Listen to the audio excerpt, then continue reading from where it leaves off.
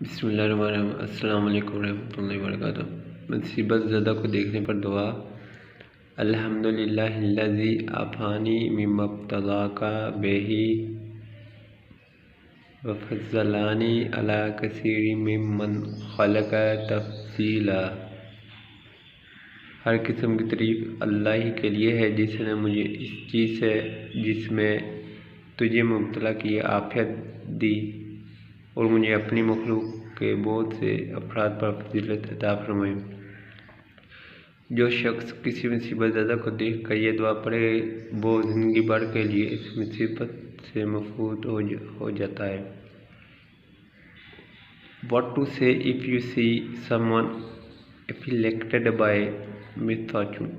Praise to Allah who has spared me what He has afflicted you with, and preferred me greatly above much of what He has created.